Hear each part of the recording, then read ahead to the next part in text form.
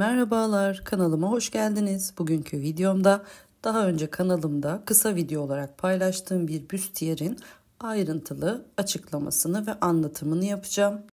Çeşitli kalınlıklarda ve içerikte iplerle örebileceğiniz bir büstiyer. Ben 100 gramı 400 metre olan ince pamuklu bir ip kullanıyorum. 2,5 milimetrede tığ ile öreceğim. Small beden çalışacağım. Daha önce kup yapımıyla alakalı farklı videolarda paylaşmıştım ama yine kısa bir bilgilendirme yapıp kup yapımını da videonun içerisinde paylaşmak istiyorum. Diğer videoların da linklerini açıklama kısmına ekliyor olacağım. İpime düğüm atıyorum ve zincir çekmeye başlıyorum. Small beden için toplam 21 tane zincir çekiyorum.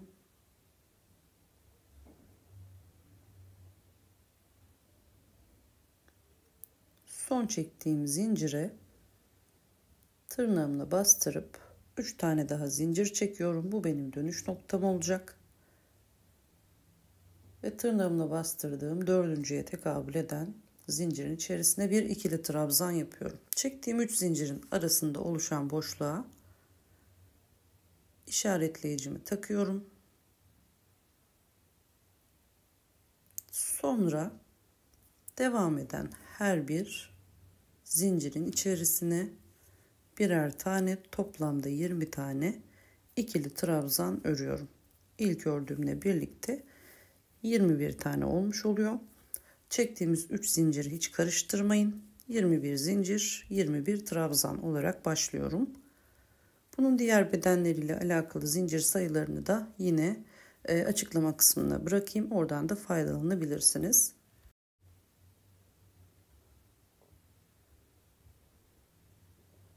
Son trabzanı ördükten sonra 3 tane zincir çekiyorum.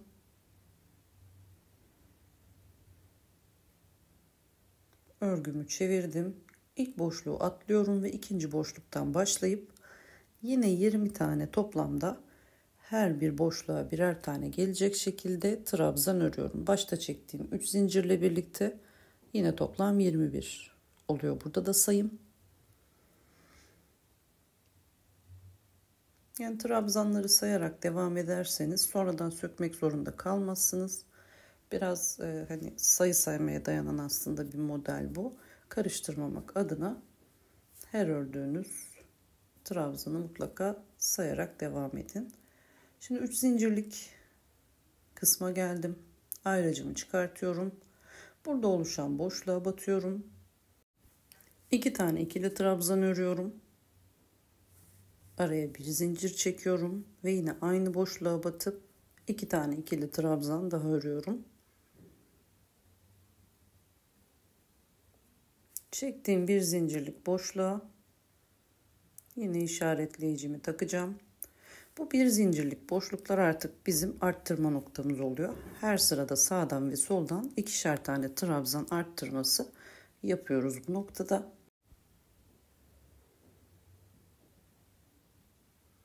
...21 tane boşluğum var.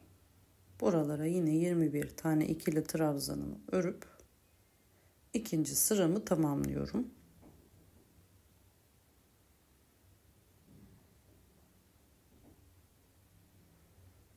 Son trabzanımı ördüm.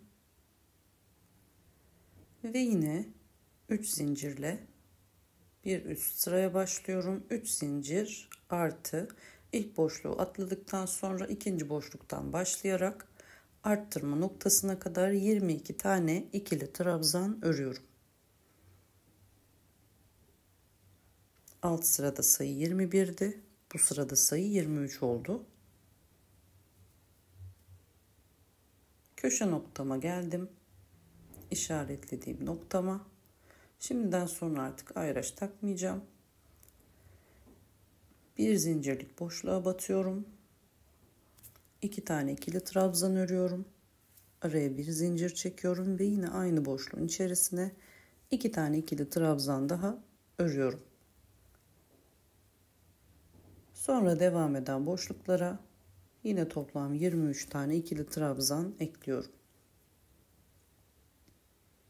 Sıranın başına kadar ikili trabzanlarımı örmeye devam ediyorum. Son ikili trabzanımı da ördüm. 3 zincir çekip yine yeni sıraya başlıyorum. Bu şekilde her sırada 2 artı 2 arttırma yaparak toplamda 11 sıra. Ortadaki başladığımız sırayla birlikte 11 sıra. Bakın sayalım. 1, 2, 3, 4, 5, 6, 7, 8, 9, 10 ve 11. Ördüğümde kupumu tamamlamış oluyorum. Daha dar bir kup isterseniz burada sırayı azaltabilirsiniz. Bu tamamen göğüs açıklığının ne kadar olmasını istediğinize bağlı. 2 tane kupumu hazırladım, yan yana koydum gördüğünüz gibi. Şimdi sağdan ve soldan zincir arttırmalarını yapacağım. Burada benim her bir trabzanın içerisine ikişer tane sık iğne yaptığımda 42 artı 42 84 tane sık iğnem olacak. Sağ ve soldan 34'er tane de zincir eklemesi yapıyorum. Sırt biraz açık oluyor bu şekilde. Siz beden ölçünüzü alarak burada zincir ayarlamanızı yapabilirsiniz. Şimdi 34 zincirimi çektim. İlk boşluğun içerisine batıyorum. 2 tane sık iğne örüyorum. İkinci boşluğa batıyorum. Bir sırada 3 zincir, bir sırada trabzan boşlukları bunlar. Her birinin içine ikişer tane sık iğne örerek kupun diğer köşesine kadar devam ediyorum. Toplam 42 tane. Burada dediğim gibi sık iğnem olmuş oluyor. Köşeye kadar devam ediyorum.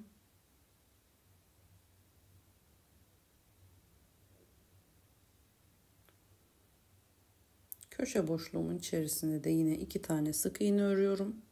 Ve bir sonraki kupun yine ilk boşluğun içerisine batıyorum. 2 tane sık iğne örüyorum. Her boşluğa ikişerden toplam 42 tane de bu kupun alt kısmına sık iğne örerek devam ediyorum.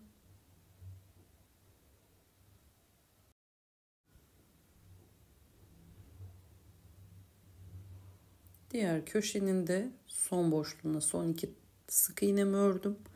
Burada da yine 34 tane zincir çekiyorum. Bu sayı sağ ve soldan 3'er boşluk olacak şekilde tam modele yetecek sayı. Sırt bölümünü daha kapalı yapmak isterseniz her iki tarafa da 12'nin katları olacak şekilde zincir eklemeyi unutmayın. Son zinciri çektikten sonra artı bir zincir çekiyorum ve yan tarafa dönüp her bir zincirin içerisine kup kısmına geldiğimde de her bir sık iğnenin üzerine düşen boşluklara sık iğne örerek devam ediyorum. Sıranın sonuna geldim. Son sık iğnemi ördükten sonra 4 tane zincir çekiyorum. 2 tane boşluk atlıyorum. 3. boşluğun içine ikili trabzan örüyorum. Bir zincir çekiyorum. Bir boşluk atlıyorum. İkinci boşluğa ikili trabzan örüyorum. Bir zincir çekiyorum. Bir boşluk atlıyorum. İkinci boşluğa ikili trabzan örüyorum. Bu şekilde delikler oluşturuyorum sıra sonuna kadar. Bir zincir, bir boşluk, ikili trabzan, bir zincir, bir boşluk, ikili trabzan şeklinde sıramın sonuna kadar devam ediyorum. Son ikili trabzanımı ördüm. 4 zincirle yeni sırama başlıyorum. İlk ördüğüm trabzanın üzerine bir tane ikili trabzan örüyorum. Bir zincir çekiyorum. Bir sonraki ikili trabzanın üzerine ikili trabzan örüyorum. Bir zincir çekiyorum. Takip eden trabzanın üzerine ikili trabzan örüyorum. Bir zincir çekiyorum. Takip eden trabzanın üzerine ikili trabzan örüyorum. Yine bir zincir, bir trabzan, bir zincir, bir trabzan, delik oluşturuyorum sıra sonuna kadar. İkinci sıramı da böylelikle delik sıramı örmüş oluyorum. Delik sıram toplamda 3 tane olacak. Burayı daha arttırabilirsiniz. Önemli olan tek sayı olması. Çünkü ön yüzden başlayacağız modelimizi kurmaya. 3. sıramı da ördüm. Şimdi 4 tane zincir çekiyorum. İlk trabzanımın üzerine batıp sık iğne örüyorum. 4 zincir çekiyorum. Bir sonraki trabzana batıyorum. Sık iğne örüyorum. 4 zincir çekiyorum. Bir sonraki boşluğa batıyorum. Sık iğne örüyorum. İpimi doladım. Bir delik atlıyorum. İkinci deliğe batıyorum. Ve 6 tane ikili trabzan örüyorum burada. Aralarda zincir yok. Birbirini takip eden toplam 6 tane ikili trabzan tamamlıyorum. Deliğin içerisine.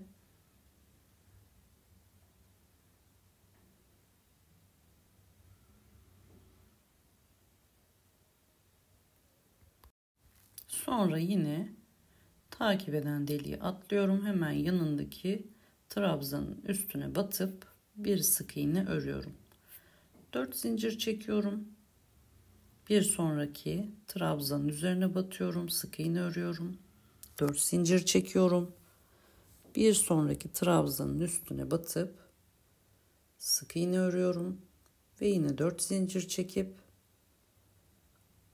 sonraki trabzanın üzerine batıyorum. Sık iğne örüyorum. 3 tane file oluşturmuş oluyorum burada. İpimi doladım. Bir boşluğu atladım. İkinci boşluğun içerisine 6 tane ikili trabzan örüyorum ve çiçeğimin başlangıcını yapıyorum böylece. Aralarda 5 boşluk var. 6. boşlukta 6 tane ikili trabzan var. Yine hemen yandaki boşluğu atladım ve ilk gelen trabzanın üzerine sık iğne ile sabitledim. 4 zincirimi çekiyorum. Takip eden trabzanın üzerine sık iğne örüyorum. 4 zincir çekiyorum. Takip eden trabzanın üzerine sık iğne örüyorum. Ve yine 4 zincir çekiyorum. Takip eden trabzanın üzerine sık iğne örüyorum. 3. filemi de oluşturdum. İpimi doladım. Bir boşluk atladım. İkinci delik boşluğumun içerisine 6 tane ikili trabzan örüyorum yine. Sıra bu şekilde devam ediyor. Sıranın sonuna kadar 3 tane file, bir tane 6 ikili trabzan şeklinde sıra sonuna kadar örüyorum. Yine 3 tane filemi oluşturdum. Bir zincir çektim. İlk filenin içerisine batıp sık iğne ördüm. 4 tane zincir çekiyorum. Devamındaki fileye batıyorum. Sık iğne örüyorum. 4 zincir çekiyorum. Devamındaki file boşluğuna batıyorum. Sık iğne örüyorum. İpimi doladım. İlk tepe boşluğuna batıp ikili trabzan örüyorum. Bir zincir çekiyorum. İkinci tepe noktasına batıyorum. İkili trabzan örüyorum. Bir zincir çekiyorum. Devamındaki tepe noktasına batıp ikili trabzan örüyorum. Bir zincir çekiyorum. Toplamda 6 tane ikili trabzanım var. Aralarda birer zincirle. Bunu biraz genişletmiş oluyorum. Altta da 6 trabzan vardı. Burada da 6 trabzan var. Tek fark aralarında birer tane zincir olması. Son trabzanı yaptıktan sonra takip eden ilk fileye direkt batıyorum. Sık iğne örüyorum. Arada zincir yok. 4 tane zincir çekiyorum. Sonraki fileye batıyorum. Sık iğne örüyorum. 4 zincir çekiyorum. Sonraki fileye batıyorum. Sık iğne örüyorum. İpimi doladım. İlk tepe noktasına battım. İkili trabzan ördüm. Bir zincir çektim. İkinci tepe noktasına battım. İkili trabzan ördüm. Bir zincir çektim. Üçüncü tepe noktasına ikili trabzan ördüm. Bir zincir çektim ve toplam 6 tane olana kadar işlemi devam ettiriyorum. 6. trabzanımda ördüm ve takibindeki fileye direkt batıp sık iğne ördüm. 4 zincirimi çekiyorum. Bir sonraki fileye batıyorum. sık iğne örüyorum. 4 zincir çekiyorum. Sonraki fileye batıyorum. Sık iğne örüyorum. İşlemi tekrar ediyorum. Sıra sonuna kadar örelim ve son sırasını örerek alt kısmı bitirelim. Bir zincir çekiyorum. Yine ilk filenin içine batıyorum. İlmek kaydırıyorum. 6 zincir çekiyorum. 3. zincirin içerisine batıyorum. İlmek kaydırıyorum. 3 zincir çekiyorum ve devamındaki filenin içerisine batıp sık iğne örüyorum. Tığ ipimi doladım. İlk trabzanın üstüne batıp ikili trabzan örüyorum. 3 zincir çekiyorum. Boşluğa batıyorum ve buradan ilmeğimi kaydırıyorum. İkinci trabzanın üzerine trabzan örüyorum. 3 zincir çekiyorum. Buradan yine kirpiğimi yapıyorum. Üçüncü trabzanın üzerine ikili trabzan yaptım. 3 zincir çektim. İlmeğimi kaydırdım. Kirpik yaptım. Dördüncü trabzanın üzerine ikili trabzan yaptım. 3 zincir çektim. Kirpiğimi oluşturdum. 6 tane alt sırada trabzanım vardı. Burada da yine 6 tane trabzanım olacak. Sadece fark üstünde 3'er zincirlik kirpikler oluşturacağım. Son kirpiği oluşturduktan sonra bakın 1, 2, 3, 4, 5, 6 tane oldu. Yandaki fileye direkt sık iğne örüyorum. 6 tane zincir çekiyorum. 3. zincirin içerisine ilmek kaydırıp ortaya bir kirpik oluşturuyorum. İsterseniz burada kirpik oluşturmayabilirsiniz. Direkt 4 zincirle yan taraftaki filenin içerisine sık iğne yapabilirsiniz. Sonrasında 3 zincirimi çektim. Yandaki fileye sık iğnemi yaptım. Ve yine trabzanların üzerine trabzan ve kirpik oluşturmaya devam ediyorum. İkili trabzanımı örüyorum. 3 zincir çekiyorum. Ve kirpiğimi oluşturuyorum. İkili trabzanın üzerine yine bir ikili trabzan örüyorum. 3 zincir çekiyorum. Kirpiğimi oluşturuyorum. Trabzanımın üzerine ikili trabzan örüyorum. 3 zincir çekiyorum. Kirpiğimi oluşturuyorum.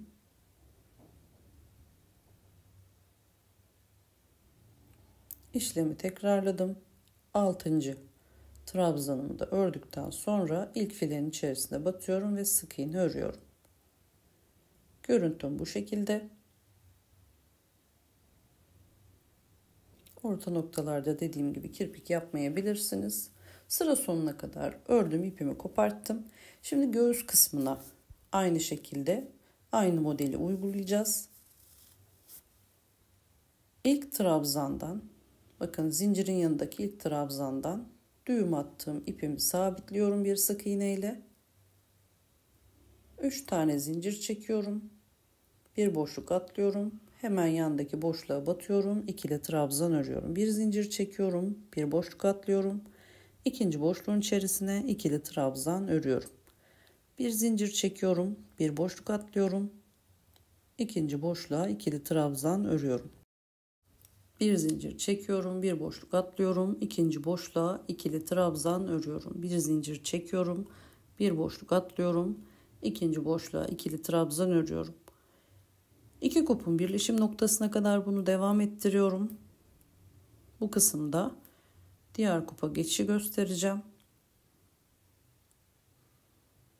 Birleşim noktasına kadar örelim deliklerimizi.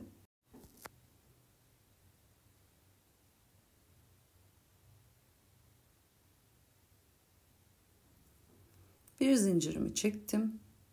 Bir boşluk atladım. Karşı taraftan bir boşluk atladım. İkinci boşluğa geldiğimde ikili trabzan ördüm. Bir zincir çektim. Bir boşluk atladım. İkinci boşluğa ikili trabzan ördüm. Bir zincir çektim. Bir boşluk atladım. İkinci boşluğa ikili trabzan ördüm. Burada önemli olan sağ ve sol kuptaki delik sayılarının aynı olması. Orta noktayı saymazsanız hem sağdaki hem soldaki delik sayılarının aynı olması gerekiyor. Şimdi ayraçla işaretleyelim. Burada sayı çok önemli değil. Orta noktadan Sağ tarafa 2 delik atlıyorum. 3. deliğe bir ayraç takıyorum. Sol taraftan da yine aynı şekilde 2 boşluk atlıyorum. 3. boşluğa ayraç takıyorum. Taktığım ayraçtan sonra 5 tane delik sayıyorum. 6. deliğe ayraç takıyorum. Ta ki bunu kupun omuz kısmına kadar devam ettiriyorum. Her iki tarafa da ayraçlarımızı takalım. Bakın aralarda 5'er zincir var. Ayraç kısımlarına da yine çiçeğin 6 trabzanlık gövdesini oluşturacağız. Burada isterseniz 3 sıra delik oluşturabilirsiniz. Ben tek sıranın üzerine direkt yaptım. Daha böyle aşağı doğru dursun istemediğim için, ama dediğim gibi delik sayısını arttırabilirsiniz, sıra sayısını. 4 zincir çektim. İlk trabzanın üzerine sık iğne yaptım. 4 zincir çektim. İkinci trabzanın üzerine sık iğne yaptım. 4 zincir çektim. Üçüncü trabzanın üzerine sık iğne yaptım.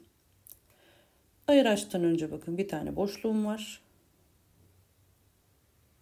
Tıpkı altta olduğu gibi bir boşluğu atladım. İkinci boşluğun içerisine 6 tane ikili trabzan örüyorum. Çiçek kurulumu tamamen alttaki örnekle aynı. 6. trabzanı ördükten sonra da hemen yanındaki boşluğu atlayıp ilk trabzanın üzerine sık iğnemi örüyorum. 4 zincir çekiyorum, bir sık iğne örüyorum.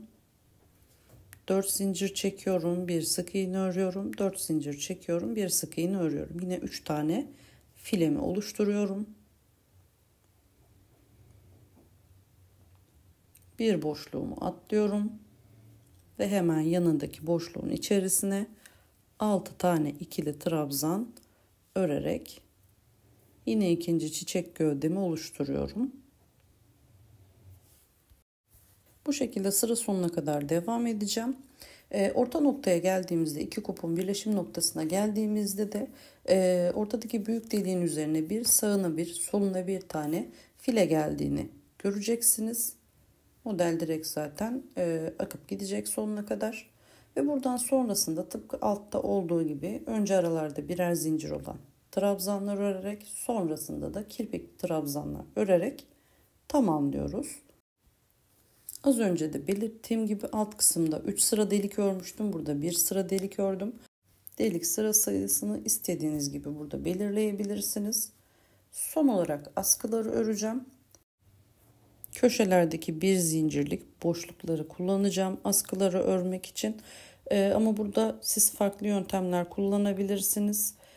Bir sık iğne ile bir zincirlik kısma ipimi sabitliyorum.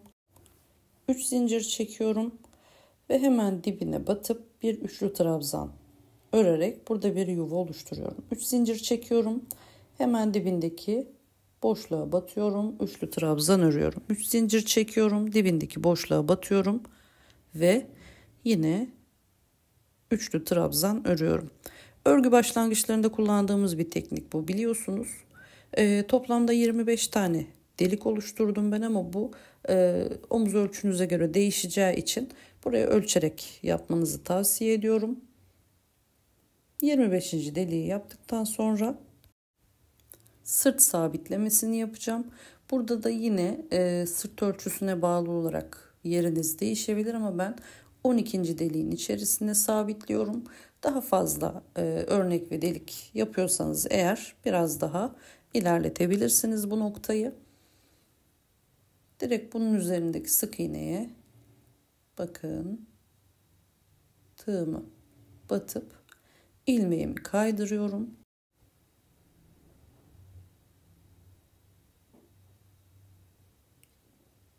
Bir zincir çekiyorum ve deliğin sağ tarafına 3 tane sık iğne örüyorum. Bir sonraki deliğe geçiyorum. 3 sık iğne örüyorum.